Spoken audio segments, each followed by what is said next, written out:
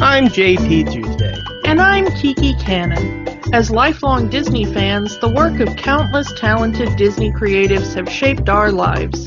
Now, as the Disney catalog expands, we're taking a journey through film and television to discover if that spark that shaped us as children lives on in adulthood. Does your favorite Disney media still cast that same spell? Join us as we find out. We are Rewatching the Magic. Hi, Wade. Hi, Yukio. Yes, we are here. We are, as of this episode's release, days away from Deadpool and Wolverine. I am hyped. I don't know how you are, Kiki. Very hyped. I already have my plans to go see it. Honestly, yeah, I can't wait. I mean, the entire reason we're doing Mutant Month is because of how hyped we are for Deadpool and Wolverine. Hell, when they announced that a third Deadpool movie was coming, we did a special episode just covering that announcement. That's how much we love this character, how hyped we are for this series and this movie. But before we get there, we need to get through and rewatch Deadpool 2. All right. Talked this last week with Logan, but yes, this is an R-rated movie. We are going to have an R-rated conversation. We do know that some of our listeners like to listen to this podcast with their little ones. So if you are one of those people, you might want to skip this week's episode. In fact, you might want to skip next week's episode too and come back in August where we will do some more family-friendly movies. But I'm not going to tell you how to raise your kids, so listener discretion is advised. As Deadpool says in this movie, this is a family film, and it's up to you what you consider a family film. We don't judge. There is a family-friendly cut of this film. We'll be talking about that later. Yeah. So on that, this will be an R-rated language podcast. So let's get talking about this fucking movie. Yeah. Deadpool 2. I mean, when Deadpool 1 came out and it blew all expectations away, a sequel was a no-brainer. They teased the sequel in the post-credit scenes of the first movie without even an idea of what they were going to do. But they did promise cable. And we got cable in this movie. Yeah, I mean, we'll talk about that. So, the first thing I want to talk about is that this movie has a different director than the first Deadpool movie. The first Deadpool movie had Tim Miller as a director. Deadpool 2 has David Leitch. Now, David Leitch, you might know a movie he did called John Wick. One of the best movies ever made. A movie that does get referenced in this movie a few times. Yeah. So why did they change directors? Simply put, Tim Miller and Ryan Reynolds had different ideas of what this movie was going to be, and the studio had to make a choice. Do you side with the director, or do you side with the guy who has literally been trying to make this movie for about a decade? Who also happens to be the star of the movie. And Fox made their decision to side with Ryan Reynolds, and Tim Miller had to go. Which sucks because a director should have control over the movie, and in this case, it's an actor having control of the movie. Ryan Reynolds had complete creative control over this movie. For better or for worse. While this movie is good, very funny, the story is good, the fact that an actor had complete creative control over a movie, over the writers and the director, it would leave a sour patch in someone's mouth. Some people like Sour Patches, I hear. They've never been my favorite candy. Yeah. But so I want to do a little bit of shout out to the YouTube channel Bullets and Blockbusters for the information I'm about to talk about for Tim Miller's idea of the movie. It was going to be more or less the same idea that we have in the movie here, but he wouldn't. I mean, again, if you haven't seen the movie, I am going to go into spoilers right off the bat. In his version of the movie, Vanessa would not have died. In fact, in his version of the movie, had he had his say, he wanted to have Vanessa live through the movie and eventually gain her superpowers and become copycat in the movie. Even when he left the project, he begged Fox and the writers and Ryan Reynolds to at least consider the idea of keeping Vanessa and making her copycat, which they did not do in the movie. Which, again, depending on how you like that character, or I was not a fan of the idea of fridging Vanessa. So I would have preferred her alive in the movie, but you know. Well, kind of given how the movie ended, I'm kind of okay with it. We'll get to that. Yeah. Also, his choice for Cable. Ryan Reynolds' original choice for Cable was going to be Brad Pitt. And unfortunately, Brad Pitt's schedule would not allow him to commit to the movie fully, which is why he makes that 1 second cameo as Vanisher. But he went with his second option, which was Josh Brolin, who already was Thanos in the MCU. However, Tim Miller had wanted David Harbour to be Cable. In fact, David Harbour actually screen tested for Cable. Of course, he would go on to be Red Guardian in Black Widow, but at least David Harbour is the right height for Cable and the right build for Cable. Nothing against Josh Brolin. Everything against Josh Brolin. Sorry. Do you think David Harbour would have been a better Cable? I think a ficus plant would have been a better Cable. Ooh. I mean, I think we've talked about this before, but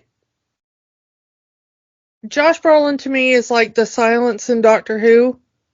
If I'm not staring right at him, I forget he exists. Like, if you remind me he exists, I'm like, oh yeah, that guy. He is possibly the most boring person on the planet. I don't know how he keeps getting work. Cable is such an interesting character in every other medium, and in this movie, he is a snooze fest. I mean, again, especially we're coming off the heels of X-Men 97 and how he was portrayed in that. Well, yeah, now, you know, as we're doing this rewatch, we've just seen, like, a very good portrayal of Cable in X-Men 97. The fact that Cable doesn't use any of his psychic abilities in the movie at all. Yeah, none of Cable's other powers. He's just a guy with a big gun and a time machine. Mm-hmm. And a shield, you know, a energy shield. But, like, you wouldn't actually know he's a mutant in this movie. Mm-hmm. Because he doesn't actually use any of his mutant powers in this movie. He has a robot arm, but that doesn't necessarily mean he's a mutant. I mean, the robot arm has nothing to do with his mutation. That's the technovirus, but... Yeah. That's not even explained in the movie, I guess. So it's like... Like I said, Ryan Reynolds had final say in this movie. Also, Tim Miller's choices for X-Force would have been different because he liked the idea that Fox was trying to do a more unified cinematic universe a la the MCU. That we've all seen that famous picture of all of the Fox Marvel characters, with the cast of Deadpool. It's the X-Men First Class cast. It's Hugh Jackman as Wolverine, Ryan Reynolds as Deadpool. At the time, filming New Mutants, and the cast of Fantastic. Tim Miller's choice for X-Force would have been the cast of Fantastic. It would have been the Fantastic Four, as portrayed in Fantastic. Yeah, I'm kind of glad we didn't get that. They would have still died. Well, I mean, that's okay, but can we not? Apparently, the original idea, at least from Tim Miller, was to have the Thing face off against our final villain rather than Colossus.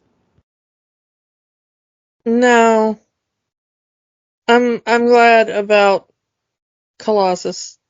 Mm-hmm. So yeah, those are the major changes that Tim Miller would have done with this movie had he had his way versus what Ryan Reynolds does. I mean, you're getting the director of John Wick in here, and it shows. Oh, the fight choreography, the fight scenes, perfect. Perfectly done. Yeah, this is some of the best fight choreo that is like in a Marvel film. And I like the little joke in the credits saying that it was directed by the guy that killed the dog in John Wick. Yeah, love it. As for Deadpool 2 itself, this is a very interesting thing. We talked about a few weeks ago when we talked about Days of Future Past, how there's two different cuts of the movie. There's the theatrical cut and the road cut. With Deadpool 2, there are 3 different cuts of the movie. There's the theatrical cut, which is the version that's on Disney Plus, versus the version we watched for this podcast. There is the unrated super duper cut, which is about 15 minutes longer. And there is Once Upon a Deadpool, which is a PG-13 recut of the movie with some added wraparound scenes involving Deadpool, Fred Savage, and a parody of The Princess Bride. Sadly, as of this recording, the Super Duper Cut and Once Upon a Deadpool are not available digitally. So you can't really watch them outside of YouTube clips. So if you want to watch the other 2 versions of the movie, you're going to have to hunt down the physical releases of those 2 cuts. They're not hard to find, especially Once Upon a Deadpool, because it doesn't look like that it's sold very well on home media. So finding a physical copy of them is easy. But it is hard that 2 versions of this movie are essentially lost media right now. Like, they're not even. I would love if Disney Plus put these up, and you could have all these, put them as extras on Deadpool 2, like you did with the director's cut version of Muppet Christmas Carol. I'll be cool with that. Yeah. But yeah, the fact that the unrated cut and Once Upon a Deadpool are not available easily is very hard, especially Once Upon a Deadpool, not so much, because there's no real major changes in there. It's just that the unrated cut seems to be David Leitch's preferred cut of the movie. That was the version that he presented to Fox originally before they made the call to cut it down to 2 hours. The major differences between the theatrical cut and the unrated cut, the fight scenes are longer. Some scenes are in a different order. Alternate takes of some scenes, which ends up in different jokes, and a new post-credit scene. And we'll get to all of that when we get there. So let's kind of get into this. I love, right at the beginning of the movie, that the first word said by Deadpool is "fuck Wolverine," because this is one year after Logan came out. You see that Logan action figure in pale. The music box. Yeah. I love that it's a music box. Marvel Select Logan. That couldn't have been cheap. And it's just recreating that end scene from Logan with the music box playing All Out of Love. And just Deadpool saying, "Fuck Wolverine, he stole my R rating." And on top of that, he had to steal the spotlight by dying. Well, guess what? I'm dying in this movie, too. So, the idea that Deadpool has now become an international assassin, taking the jobs no one else would, kind of makes sense, especially since Deadpool can't die. So of course he would take on these dangerous criminals that no other assassin would want to take care of, because there's no risk for him. He'll make it out one way or another. I don't know how you feel about Deadpool taking this new job, as it were. I mean, I think it's a perfectly valid character plot point to go to. But of course we get to back in the U.S. where he's following these Russian gangsters, and one of them escapes into a panic room, which ends up being his downfall, as that Russian gangster is the one that kills Vanessa. He follows him home, and I love how Wade's fourth wall breaking ability comes into play because he sees Vanessa start to slow down in speaking, and then just yells at her to get down because he knows something about to happen. And even if you didn't know, how they set up that scene is great, because it's their anniversary and they're saying they're gonna have a baby. So yeah, one of these characters is gonna die. And we know it's not gonna be Deadpool because he can't die. Yeah. One thing I do love is the game token, which ends up playing a pivotal role in the movie. It's the game token from their first date at the arcade. That I don't know if it's the exact same game token, but it's a game token. And the fact that she now has this memory of their first date together and how special that date was for them. And I love that she gives him her IUD. Yeah. And like, "Oh, it's wonderful. I have no idea what this is." Yeah. I do like them talking about what the name should be and their differences on names. That to me is very funny. I want our baby to have one name like Cher. Or Todd.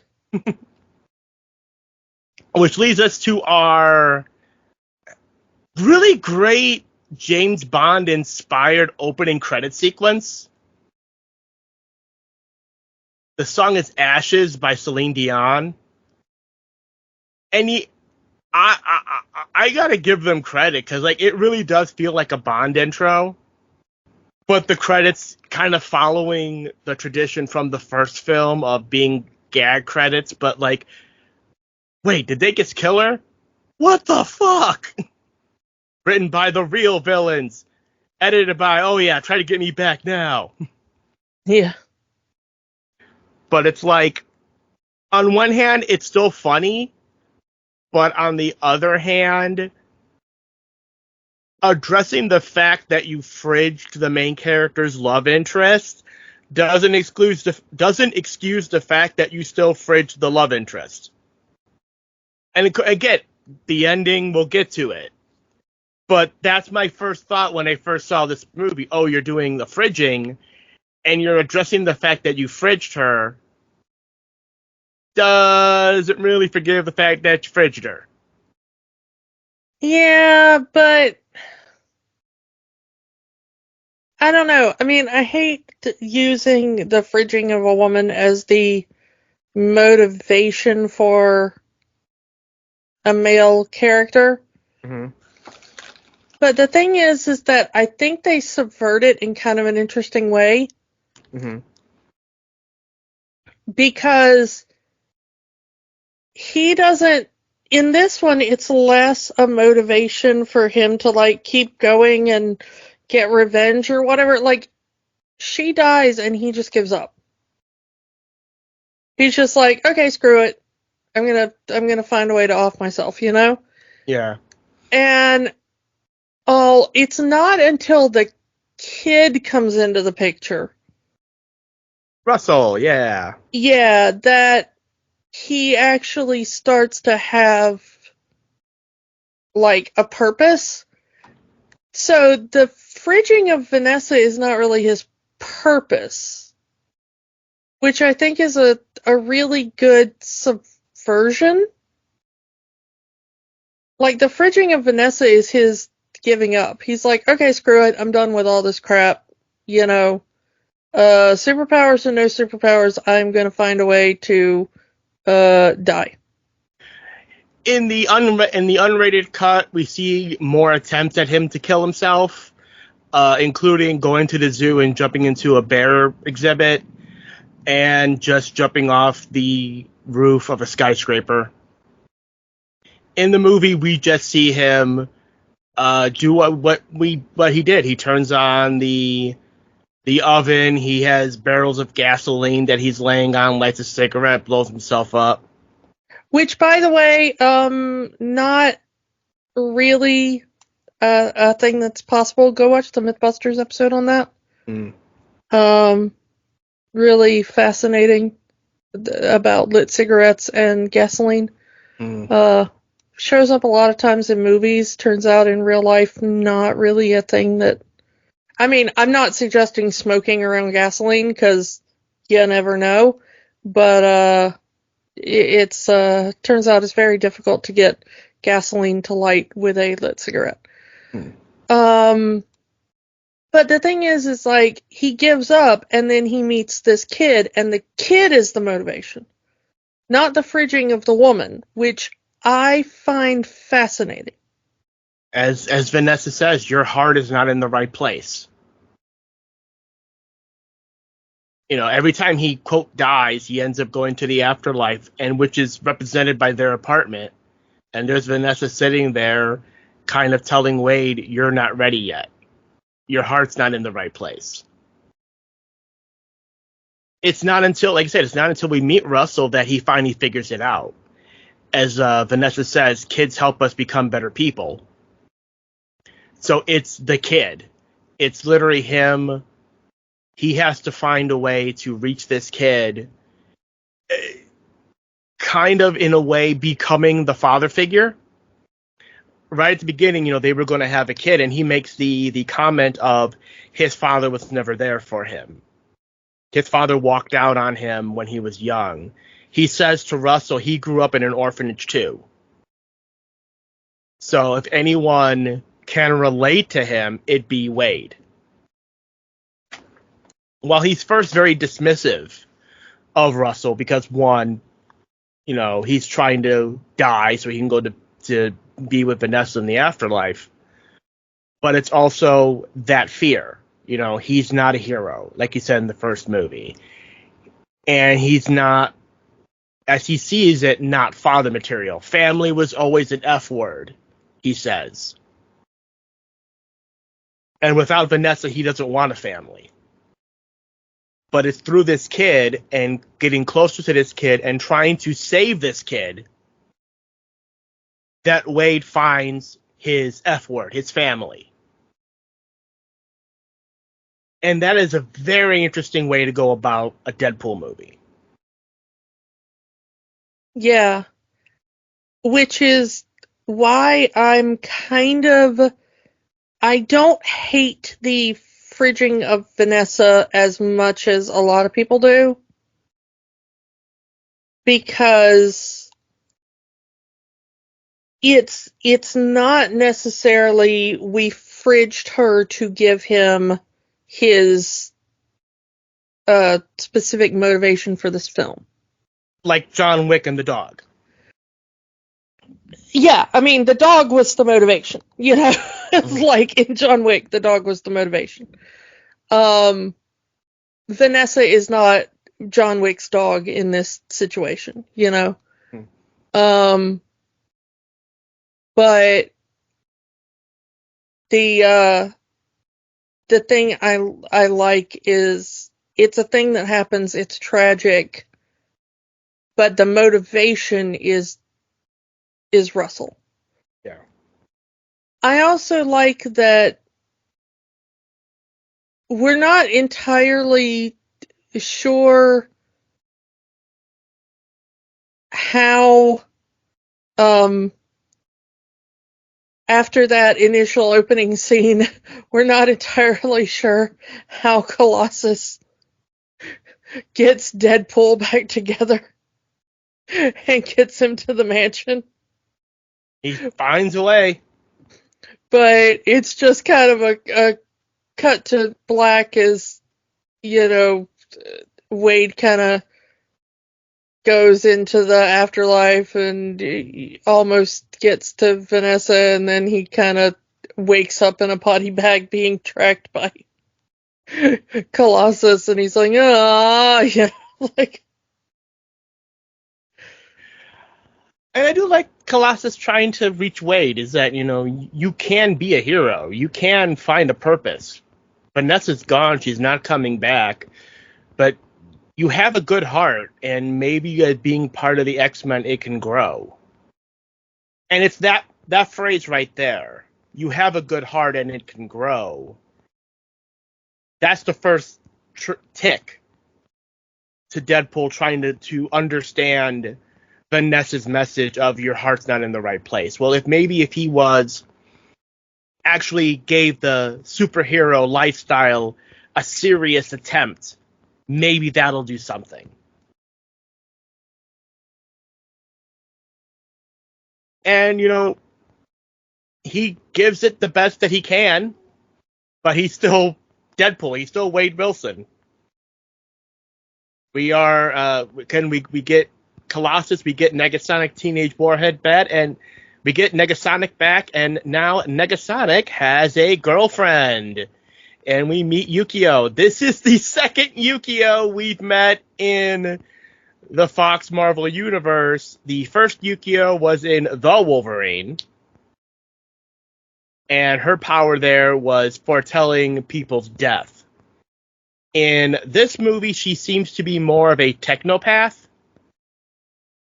as she has that electric whip and she's able to figure out how to fix Cable's time machine. In the comics, she's not a mutant at all. But as I've said before, the continuity of the X movies is mud.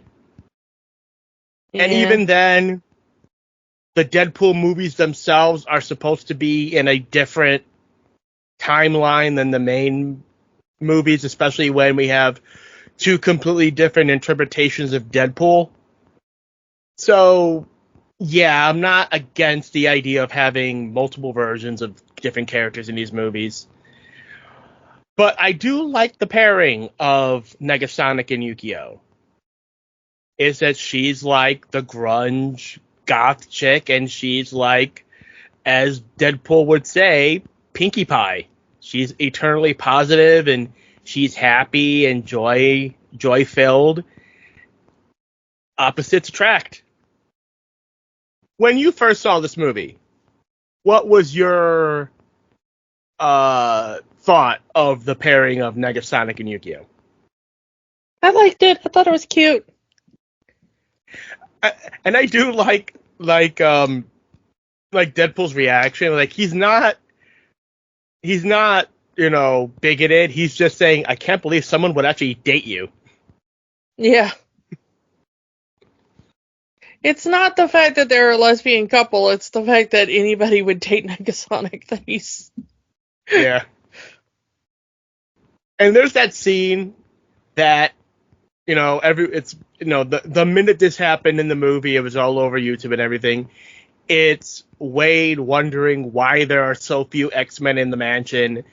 The first movie made so much money, they could have thrown them a bone and get one of the high-profile X-Men in the movie. He mentions the guy with the pigeon wings, Angel, obviously.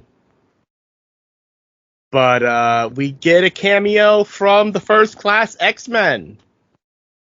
And yeah, we see Professor Xavier, Beast, Cyclops, Storm, Nightcrawler, and Quicksilver.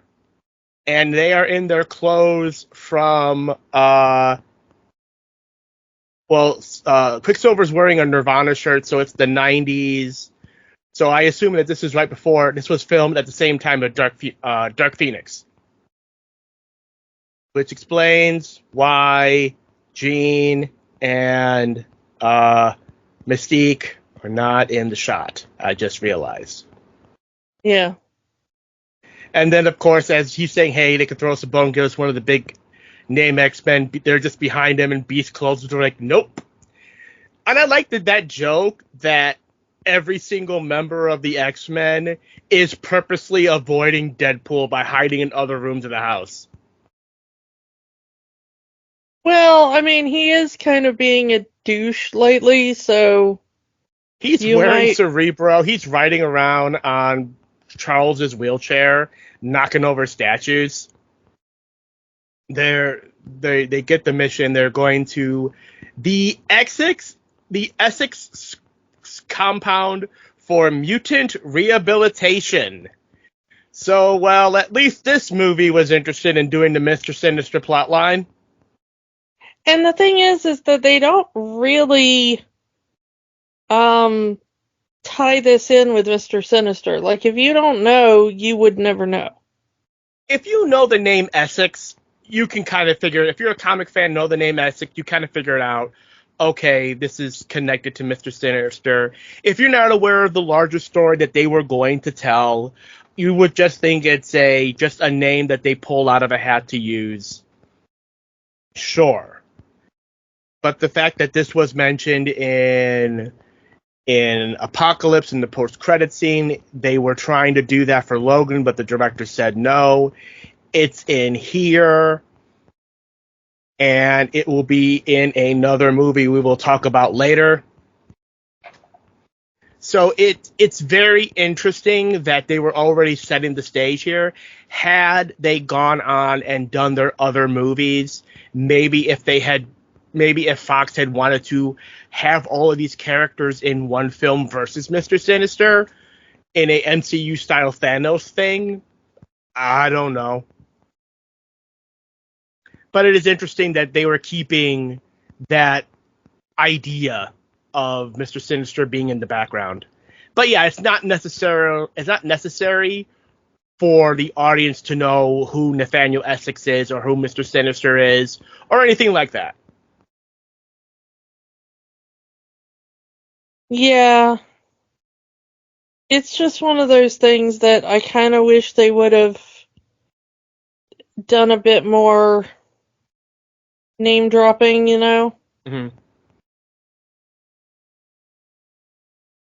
I'm going to throw this one out there as well. In the extended cut, we actually see longer versions of Russell's flashbacks, and they happen earlier in the movie. So the first time we see Russell in the extended cut is right after Wade blows himself up, and we go see Russell getting taken into the compound. There's a lot. It's not shown very well in the flashback versions because there's blurry borders to indicate it being a flashback. But even in that blurry flashback, you can kind of see that there's a lot of propaganda posters all over that compound. The extended cut shows them more clearly, and it's very white nationalist inspired, and the kids sitting in there with the kid sitting there with the heads of the institute telling them, you're only doing what comes natural to you, even though it's not natural. Very conversion therapy.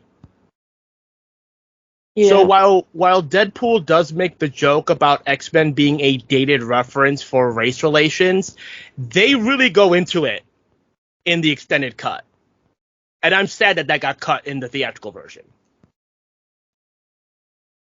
But the idea of meeting Russell in the theatrical cut where he's actually being violent and is a better introduction of the character because it gives you that bit of question. Was he always a good kid? Was he always a bad kid? Especially since that's the entire reason Cable comes back in time. Because Russell grows up to become Fire Fist. He becomes a supervillain. In his timeline, Russell kills the head of the Institute. He takes his first life and wants more. So he starts killing a lot of people until he gets to the point where he kills Cable's family, which forces him to come back in time to kill Russell when he's still a child before any of that happens. It is part of the course for X-Men. Like when we talked about Days of Future Past. So time travel in X-Men stories not new, especially time traveling to stop a potential supervillain.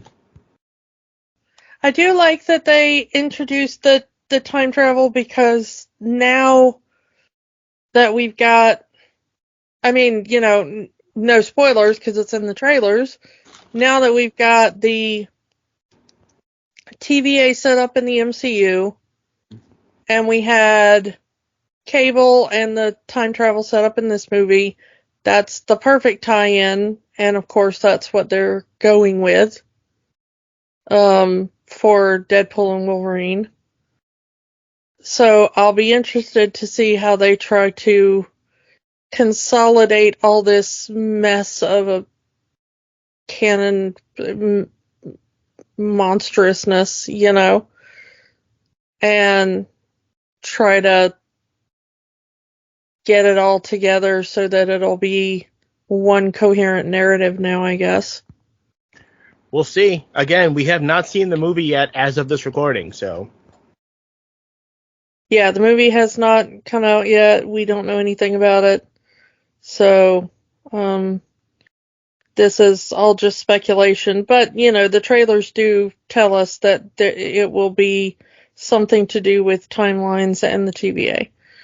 And fitting into the multiverse shenanigans that Marvel's doing right now. Yeah. So here we're introduced. I don't know if we see the mutant power dampening collars, which is a staple in the comics as well. I don't know. I don't think we've seen them in any of the movies. Actually, we have, but it's just for a brief bit, and we did talk about it when we talked about Days of Future Past. Because in that opening scene in Days of Future Past, where you see the bleak future, the mutants that have been rounded up have the collars on them. But they don't really explain them. So it's more of like, if you know the comics, you know what these are. But they don't explain what they are. You just see them on the necks of the mutants in the camps. And we see them here. They're introduced or tell us what they are. They dampen mutant powers. And I like how as soon as the collar is put on Russell, Wade notices the scars on Russell's neck. And he says, they as Wade would say, he grew up in the similar orphanage. So it's possible that he also was abused as a child in the orphanage. And he sees the scars on his neck. It's the tone of voice that Ryan Reynolds takes in here is very interesting because it's very un-Deadpool. Like, the smart aleck is gone, and he's just straight serious. Like, did they hurt you? Which one hurt you? All of them did? Like, you could tell he's sympathizing with this kid. This kid has been abused, and he's lashing out at his abusers, as one would. Wade takes it out on Russell's abusers by killing them. Well, he gets one of them, and then he tries to get the other one, and does not succeed. He's tackled by Colossus. What are you doing? What are you doing? That kid was abused. What do you want me to do? We don't do it like this. Screw your rules.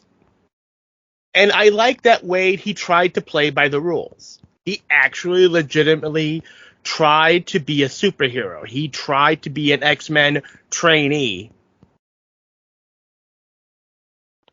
But that isn't him.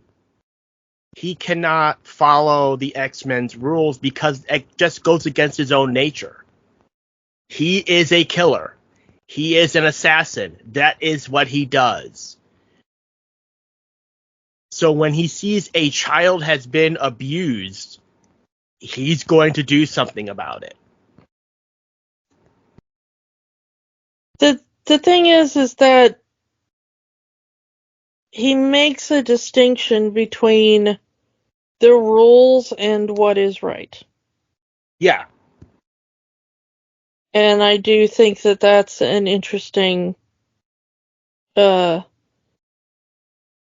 there in the morality of the X-Men.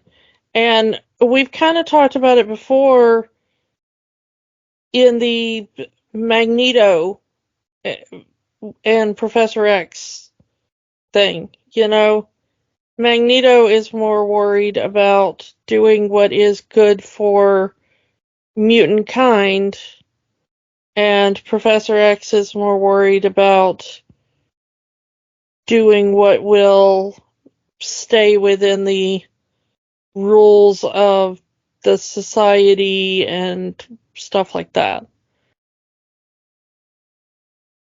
So very similar dynamic. So they end up in what they call the Icebox, which is a mutant prison. And I love the design of the Icebox, the glass prison cells and everything, and obviously the wardens who are just itching for an excuse to abuse a mutant. Russell definitely has seen too many prison movies, because he goes like, "I'm gonna find the biggest guy in the yard and make him my bitch." But again, this is one more scene that I think could have been re-added from the extended cut, but I think it gives away too much. As he's saying this, I want to find the biggest guy and make him my bitch. He talks about how he was abused in the house, just like he does in the theatrical cut. But he says, "When I get out of here, I'm going to find him. I'm going to find the head of that institute. I'm going to burn him alive, and I'm going to take a selfie with his corpse." And he talks about how he's never had anyone in his life. He's never had a family. He's never had anyone to go to bat with him. He's never had someone that would sacrifice anything for him. So that's why he's always been, he's better off alone. Well, I like that whole thing where he's saying, I'm going to burn his corpse. I'm going to burn him alive and take a selfie with his corpse. No one's ever been good to me. No one's ever sacrificed for me. While I love that line, I love that whole banter from the extended cut, it gives away the game too early. Yeah. But it also shows that Russell is already going down that path. It shows how far Russell is going down the path to being a supervillain.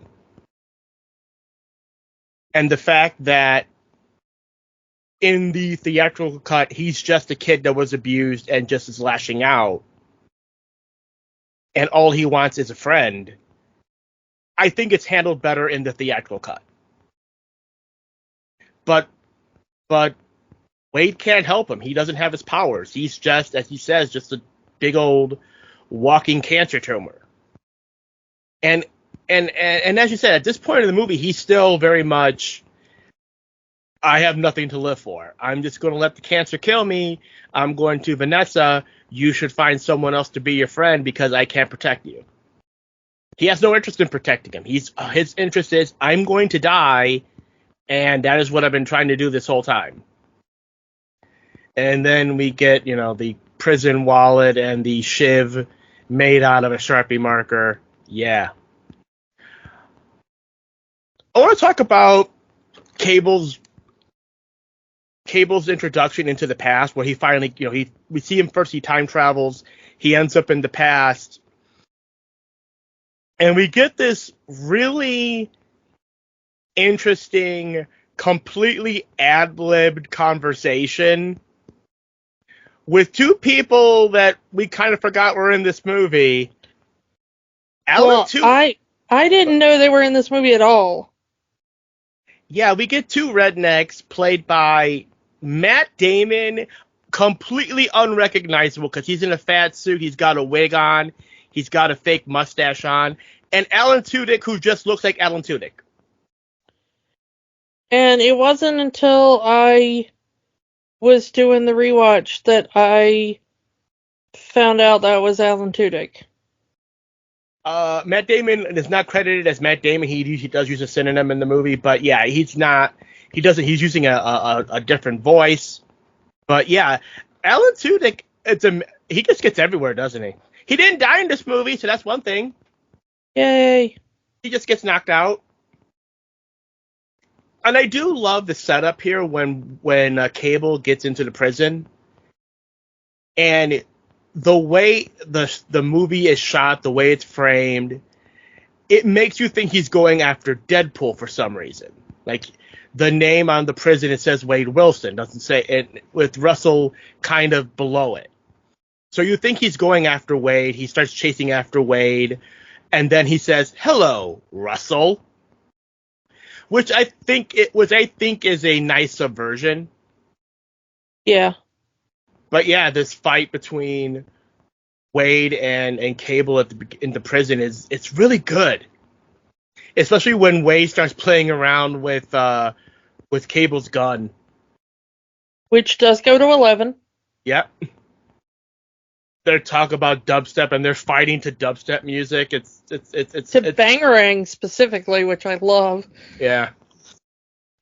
I think my favorite twofer joke is that he says, "Oh, you're so dark. Are you sure you're not from the DCU?" Yeah. And the fact that that's the second DC joke in this movie, we skipped over it, but when Wade gets home after his assassination run, Vanessa asks, "Hey, where have you been?" "Well, I met a caped badass, and turns out his mother's name was Martha too," because this was again a year after Batman vs Superman came out. Yeah. The fuck up here.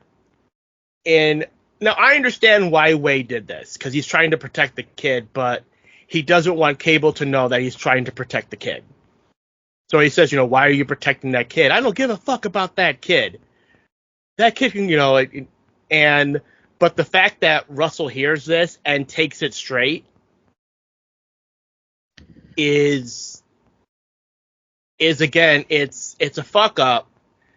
And it leads Russell down his own further down the path of villainy. Because here's this guy he thought he could trust, and he just straight up says, "I don't give a fuck about that kid." Yeah, and Russell doesn't realize that Deadpool is saying it to try to save him.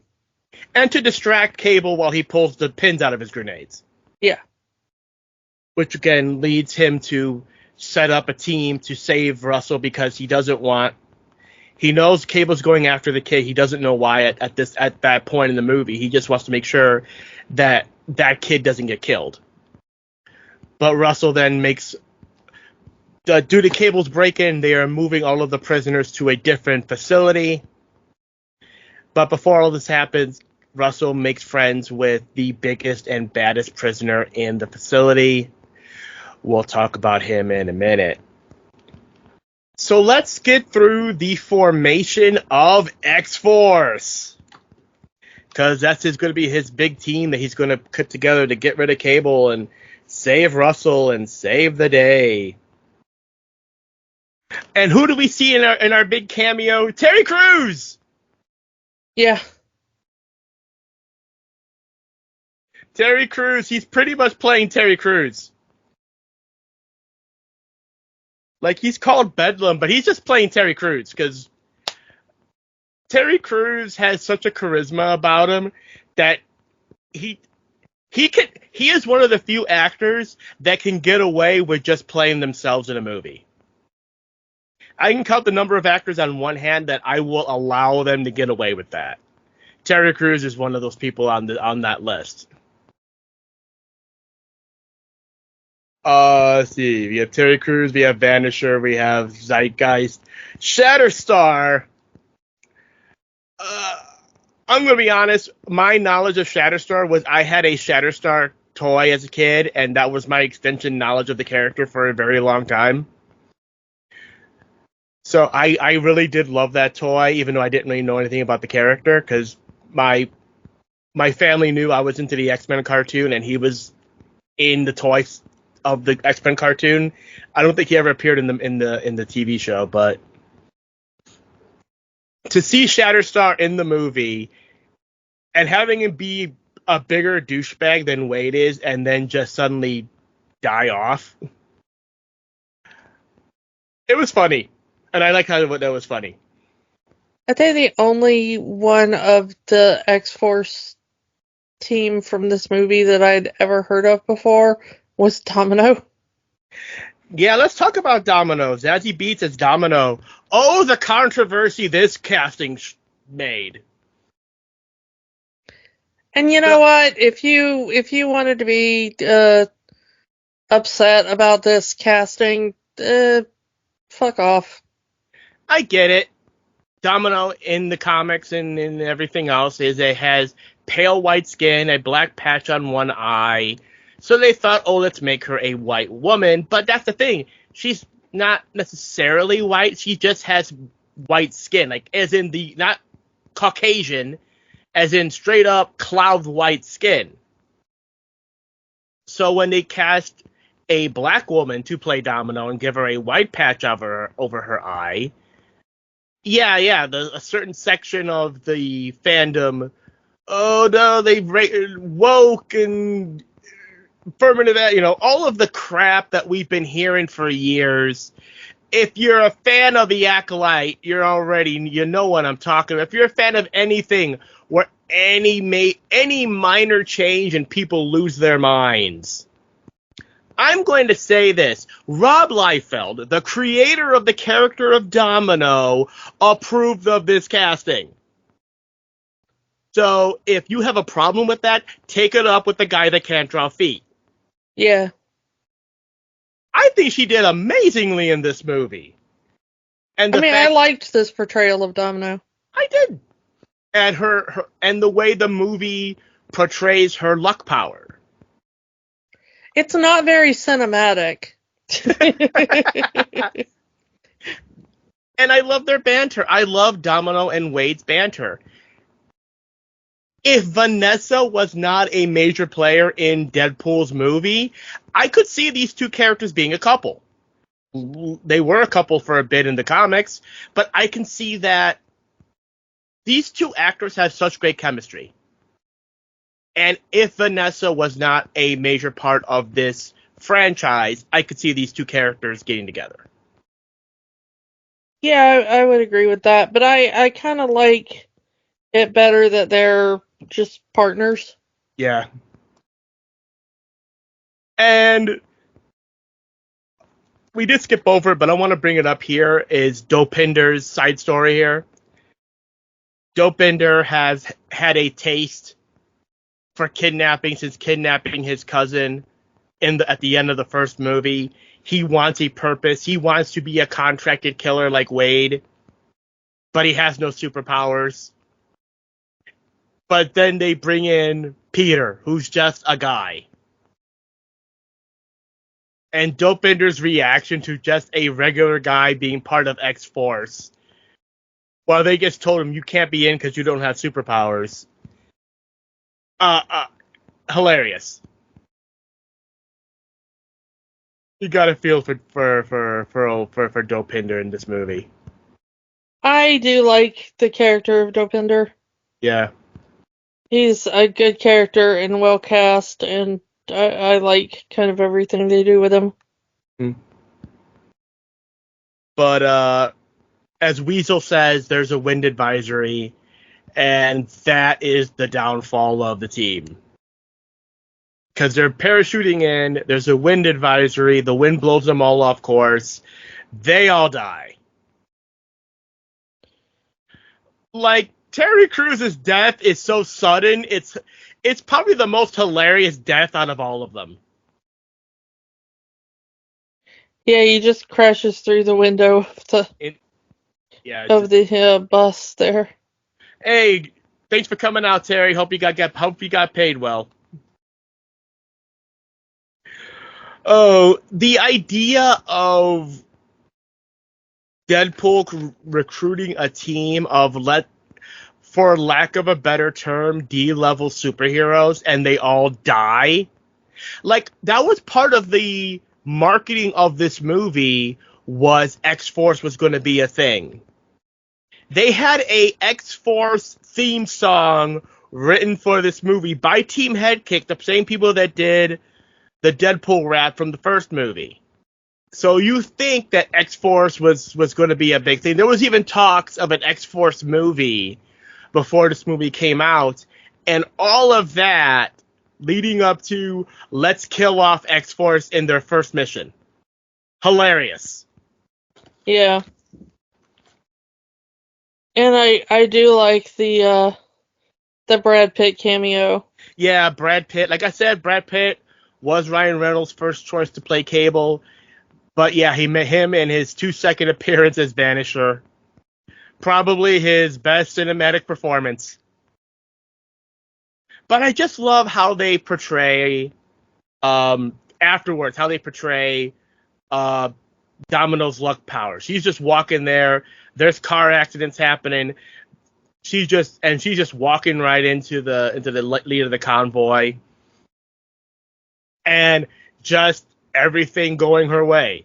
And like you said, Deadpool said it's not very cinematic, and it's just perfectly portrayed in the movie. The convoy gets blown up. All of the mutants die, including African-American Tom Cassidy. Yeah. Apparently Black Tom was going to have a bigger role in the movie, and he was going to be kind of the devil on the shoulder of Russell. But they decided that role could be fit in by a different character. It's the Juggernaut. You can't stop this motherfucker. Yeah, Juggernaut. It's the Juggernaut, bitch. Better portrayed than he is in the other movies. Well, it's because Ryan Reynolds is portraying him here. Hey. The credits say Juggernaut as himself. Yeah. Leave it to you to trust the credits. But yeah, it's Ryan Reynolds. It's a CG character. It's Ryan Reynolds doing the voice. I believe it's also his face under the helmet. Yeah, they CGI'd his face in there too. Again, much better portrayal of Juggernaut than in X-Men Last Stand. And as I mentioned, Juggernaut was also supposed to be in Days of Future Past, but they swapped him out for Quicksilver. I think that's the only reason that they were able to use Juggernaut in this movie, was because they had no plans for the character. And I love that they keep him comic accurate, again, by mentioning that he wears the helmet to protect him from his brother. They never named the brother. But Juggernaut does say, well, he's in a wheelchair, so it evens out. Again, keeping the continuity within the X movies as dirty and muddy as possible. Because how can he be Charles's brother while Raven is also his sister? No one cares, so why should we? Yeah. I mean, I still do care, but I'm apparently the only freaking one. Well, Fox doesn't care, so I'm going whatever. One thing I do love as the movie keeps going throughout the entire, from the beginning of the movie to the climax, Deadpool's suit constantly is getting ruined, and it doesn't get fixed. Like he holds someone's gun and it goes off, and that hole in the glove from the bullet wound is still there at the end of the movie. When Juggernaut rips him in half, his suit is being held together by duct tape at the end of the movie. So, like, there is no second Deadpool suit. There is just the one. If this was, like, another superhero movie, if this was an MCU movie, they would have 3 or 4 different costumes ready because we need to sell toys. Russell now has his new buddy in Juggernaut, and they're going to go and do evil things. The scene with Wade regrowing his legs and them, like, he's, as he would say, Winnie the Poohing it, and he's showing everything. Granted, we don't see everything, but the characters do. They're seeing the twig and berry. Well, there is that one part where they do the Basic Instinct thing, and you do see in the R-rated cut. Yeah. For just a second. And then we get Cable coming in there, and we get the full explanation. Like I said, Russell is going to grow up to be a villain after taking his first life, and he's come back to make sure that doesn't happen. But I like that Wade is trying to save Russell still. How long does it take to save someone's soul? Give me a chance to turn his life. Give me a chance to put him on a different path, so he doesn't become a supervillain. And it does show growth for Wade, especially when everything we've been talking about so far. That, like you said, Wade's purpose in this movie is saving Russell. So to give him a chance to reach out to him to tell him that somebody gives a damn about him, and that he doesn't have to go down this path if he doesn't want to. Yeah. Yeah. It's really a noble thing of him to be like, we don't have to change the future by killing the kid. Maybe we can change the future by changing the kid.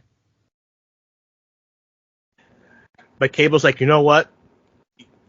You got one shot, but after that, I'm killing the kid. And I like that he is aware that Deadpool is not going to kill a child. Says, you don't have to kill the child. I'll kill him. I'll kill the kid. All you got to do is give me get me a shot to kill the kid. So they're both going into this mission with different goals. And I do like the luck-based powers of Domino coming into effect here, because she says she grew up in that institute herself, and that's her cosmic, her own cosmic luck powers brought her back to the home she grew up in to save the kids that are already in there. It's a very pull out of your ass moment, but it works with Domino's powers. I don't think I really felt either way about it.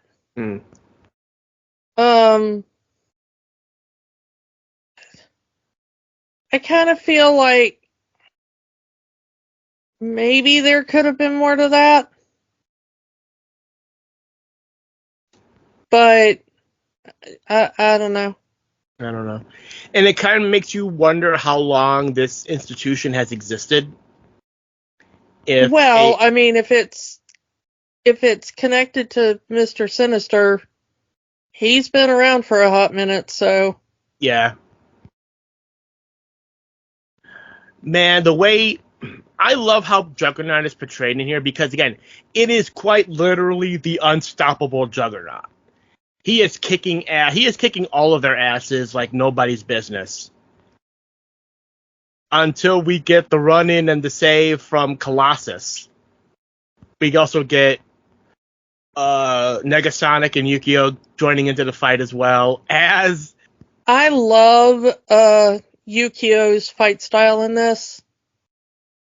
I just have to point that out. Like, she really doesn't get a lot of fight time in the film, but what little she gets, man, just chef's kiss. I love that electro whip thing she's got. Yeah, I don't know what that is, but it's like a electric chain thing. Yeah, love it. And I love how Wade kind of convinces Colossus to join the fight. He says, you know, friendship isn't easy, friendship is hard. Similar to what Colossus said to him earlier in the movie. But as he says, sometimes you have to fight dirty to do the right thing. And in that moment, Colossus starts fighting dirty. He's always been, for lack of a better term, the Boy Scout Superman to Wade's very Dark Knight-esque Deadpool. So to have him, he takes that iron fence and wraps it around his head and start punching him in the helmet, punching him in the balls. Look at me, I'm fighting dirty. Yeah. Yukio with that whip, chaining up Juggernaut. Colossus ripping down Juggernaut's pants and shoving that live electric wire right up his ass. And then Negasonic with the final blow, knocking him into that pool. I love that combo. It's awesome. And it shows how well those three can fight together. Yeah. And I want to, now that we're at this part of the movie, I want to talk about that phrase. The phrase that has become the future Fire Fist's calling card, that is the past Essex Corporation's mantra. Blessed are the wicked who are touched by my hand. It is very much propaganda. It's very much, I'm trying to find the right word, cultish, I think. Very much the religious allegory very much a religious allegory in how certain religious people would take their faith versus who they deem to be sinners and unclean souls. And I love that that's the trigger for Russell. Like, it's that hearing that for however long he's been in this institution from his abusers, and then using it as he's abusing others. Again, really showing the path that Russell was put on. He was there's that phrase, hurt people hurt people. And because Russell was abused as a child, got his revenge in that other timeline, loved the taste of taking a life, and just kept taking lives with that phrase, it really shows how fucked up Russell's life was and how fucked up his life would become going down that path. So we get to this final showdown between Wade and Cable and Russell. He is set on killing his abuser. He is set on killing the head of this institution. And no one is going to stand in his way. Not Cable, not Wade. You had your chance, Wade, and you threw me away. Nothing's going to stop me. And there's that moment there. There's one bullet left in Cable's gun, and it's going to go into that kid. while Wade is desperately trying to save this kid, to change this kid's ways, to make sure this kid doesn't die. Telling him that he cares about him, telling him that he's not alone, telling him that I've been where you've been and you do not want to go down this road. And there's that hug, and then Russell just burns him and said, I'm sorry, Wade, you're too late. And it's a nice kind of an Easter egg moment, because once his suit is fried, it turns gray, which is Wade's X-Force suit. So I like how that's how they have the X-Force suit in the movie. But it's still just the regular Deadpool suit, just burned. And I do love how the dampening collars come into play here. He says, if you want to kill someone, kill me. As Wade puts that collar on himself, saying, you're not going to kill that guy yet. You're going to kill, your first kill's going to be me. If you hate me so much, if you feel that I've wronged you that badly, then take it out on me.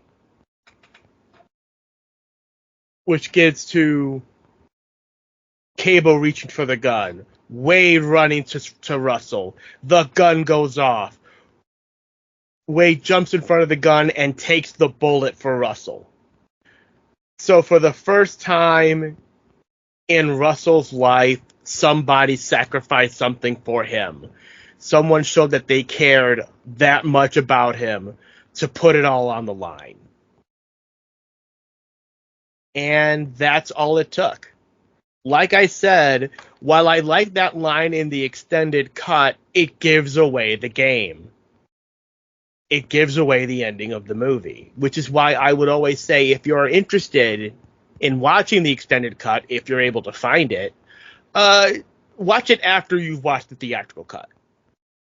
Can we talk about how this may be one of the best death scenes in the history of ever?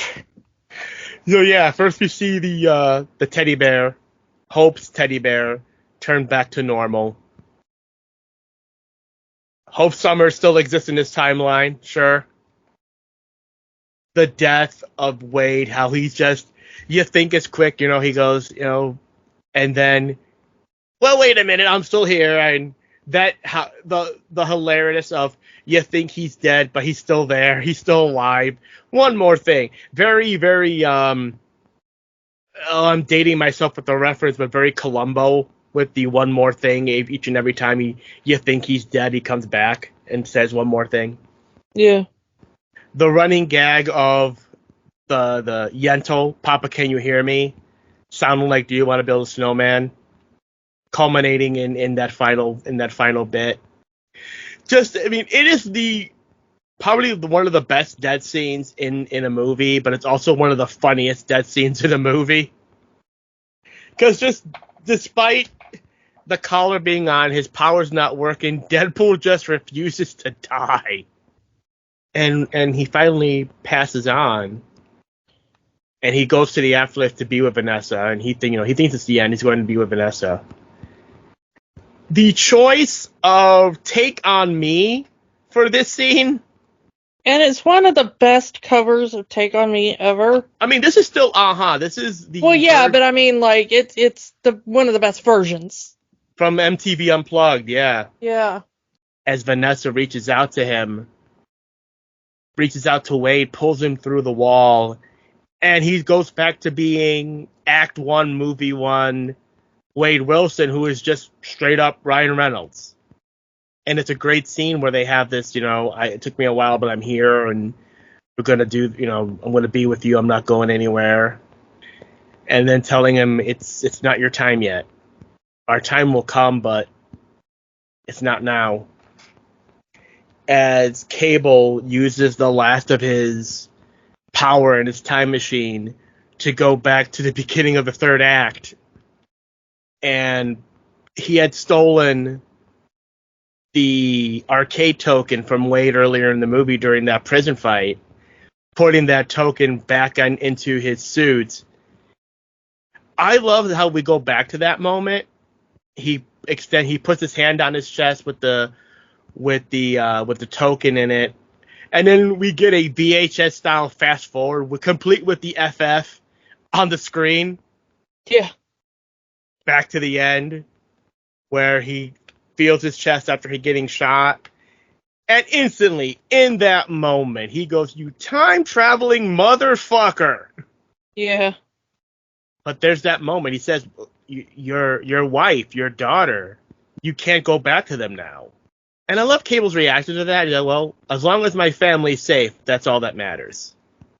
Which makes me wonder, what time is this version of Cable from? Because Russell doesn't look like an old man. He just looks like a regular old 30, maybe 40-year-old man. And he's a 10-year-old kid in for the majority of the movie. They say 14 at one point. 14. So that would imply that this version of Cable wasn't sent to the far future. That it at least imply, if you know anything about the character, would that mean that Scott and Madeline or Jean or whoever never sent their son into the future? Would there be a younger Josh Brolin Cable walking around 30 years younger as a kid, maybe? Who the hell knows? I don't think they even thought it out that far. Like I said, the continuity of the X movies is mud. But we got one more loose end to tie up. The head of the Institute is still alive. He calls them all abominations. He's gonna not rest until every single one of their mutant asses is dead. And then Dopinder kills him with the cab. Dopinder finally takes his first life. I don't think so, because we're pretty sure he killed that cousin in the first movie, aren't we? Intentional kill. Because that was an accidental kill. Are we sure? I would have loved if this was the scene, and then the bear turned back into a black bloody mess, and they were like, "Oh no!" But I think that would have been too much. That's the end of the movie, but we're not done yet, because we get our mid and post credit scenes, which really is the entire reason that the third Deadpool movie is happening. Yep. Because we get Negasonic and Yukio repairing Cable's time machine. They give it to Wade. What have we done? Cue Cher, turn back time. We are totally naming our kid Cher, he says. Of all of the time-based songs, or songs with the word time in it, Turn Back Time works so much, especially for Deadpool. I don't think this would have worked in any other circumstance. So Wade goes back. He saves Vanessa. So Vanessa never died in the first place, which means this whole movie doesn't happen. Yeah, I was gonna say that I like that they, bring her back, but it does kind of maybe negate the movie. I mean, Russell would still be active and doing shit, so that would still need to happen. He goes back and he saves Peter from getting acid puked on by Zeitgeist. Doesn't save any of the other members of X-Force, just Peter. And in the funniest of these time travel ones, he goes back into X-Men Origins Wolverine and kills his other self. He kills Origins Deadpool. Which I think we were all glad to see. Yeah. Let's be honest with ourselves. And it is the scene from Origins Wolverine, complete with the clip of Hugh Jackman saying, "Hell, they finally found a way to shut you up." Then Wade just shoots him in the head, said, "Hey, I'm cleaning up the timeline." In the theatrical cut, Wade comes in, shoots his other self, says, "I'm cleaning up the timelines. Love you." and then walks away while completely shooting his other self to make sure he's dead. In the unedited, unrated, super duper cut, there's an extra bit of dialogue there. Wade does the thing, hi, I'm cleaning up the timelines, and he tells Logan, one day you're going to hang up the claws, and it's going to make a lot of people very sad. But eventually, your old friend Wade is going to ask you to get back into the saddle again, and when that day comes, you say yes. Fast forward to the Deadpool 3 announcement, Ryan Reynolds saying, hey Hugh, you want to play Wolverine again? And Hugh Jackman says, yeah, sure, Ryan. And we have it, Deadpool and Wolverine. Now, did they intend for all of this to connect? Probably not, but I love that it does. I'm just sad that is only in a version of the movie that cannot be digitally found in right now. But I do love that was in that extended cut. That even then they had at least considered the idea of a Deadpool and Wolverine movie, even if it was a joke. And Deadpool goes back even further, and he sees Ryan Reynolds with the script to Green Lantern and just shoots him in the head before any of this happens. So Deadpool goes into the real world, kills Ryan Reynolds, and thus his movie never gets made. I understand it's all jokes, but this seems to be the crux of what the new movie is going to be about, so I don't know. Yeah. And if you are watching the super duper cut, there is an extra end credit scene. Now, earlier in the movie, we have not we did skip over the scene because it really didn't matter in the time that it was. Deadpool tells Cable, hey, if you wanted to change the future, why didn't you go further and stop all of these atrocities from happening? Why don't you go back in time and kill baby Hitler or something? And as Cable says, the further back in time he goes, the less he's able to control it. If you are watching the super duper cut, the unrated cut of this movie, there is one extra post-credit scene where Wade Wilson goes back in time and he's in a nursery in front of a little crib with the name A. Hitler. So Deadpool has decided he's going to take his own advice, go back in time, and kill baby Hitler.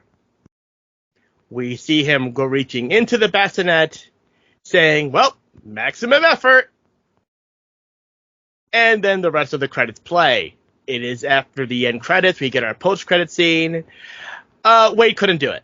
That's still a baby, it's still a kid. He couldn't kill a kid the first time, he's not killing a kid now. He's carrying the kid around, and oh, I know what's wrong. Your diaper's full. That's why you're so grumpy. No one ever changed your diaper. Well, I'm going to do that right now. And changes his diaper, and that is it. I can understand why the killing baby Hitler scene was cut from the theatrical release, but it is a nice payoff to that line earlier in the film. I mean, yeah. Can you imagine the TVA going after Deadpool for that? Yeah. That would be a little weird. But, yeah. There is Deadpool 2, and now we can move on to Deadpool and Wolverine. Again, as this episode is being released, just days away. So, Kiki, your overall thoughts on Deadpool 2, now that we've rewatched it right before the third movie's coming out? I believe it is full of magic. I really do like this movie. I will also say that Deadpool 2 definitely has the magic. It is a worthy sequel to the first one. It is probably the best portrayal of Juggernaut in a movie. Not so much the best portrayal of Cable. But yeah, there's a letdown in this movie. It is Cable. Which sucks, because I like Cable as a character. I wish that they had done more with Cable than Gunn.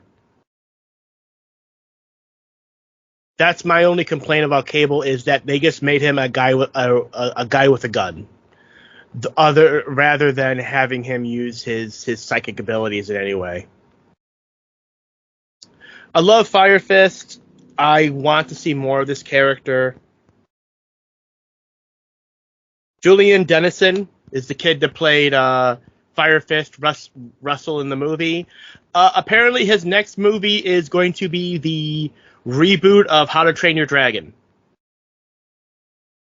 Cool. One of his earliest movies was also one of Taika Waititi's earliest movies in New Zealand. But so I am not. I'm still not sure how I feel about DreamWorks going down the Disney live-action movie treatment of their animated films. But if he's keeping on getting work, more power to him. As far as I'm aware, he is not in Deadpool and Wolverine. But as we've said before, let's take everything with a grain of salt of who is and isn't in this movie. Yeah, I'm not going to say for sure what is and isn't in that movie until I see it with my own eyes. So yeah, I think our final thought is Deadpool 2 definitely has the magic. Definitely still good. And yeah, can't wait for Deadpool and Wolverine. And yeah, I'm ready. I'm psyched. As for next week, we will wrap up Mutant Month with the final Mutant movie, the final X movie before the Disney buyout, The New Mutants, which will be a first watch for both of us, I believe. Yeah, I have not seen it, so that'll be interesting. That will be very interesting. So come back next week for The New Mutants as we conclude Mutant Month next week, and we will talk to you all next time. Bye. Bye. Don't let the magic stop here. Join our conversations on Facebook, Instagram, and Threads at Rewatching the Magic. We are on the X formerly known as Twitter at Rewatch the Magic, and new episodes are available every week at rewatchingthemagic.podbean.com. Remember, the magic is for everyone. It only stops if you let it. Podcasts are fun, but there's work to be done. We encourage you to get involved. Here are some organizations we support. The American Civil Liberties Union fights for the constitutional rights of all Americans. Find them at aclu.org. The National Network of Abortion Funds helps people find access to safe abortion services. Their site is abortionfunds.org. The Trevor Project provides a 24/7 crisis helpline for LGBTQ youth and education services for schools on LGBTQ issues. They can be found at thetrevorproject.org. Or find a way to help in your area.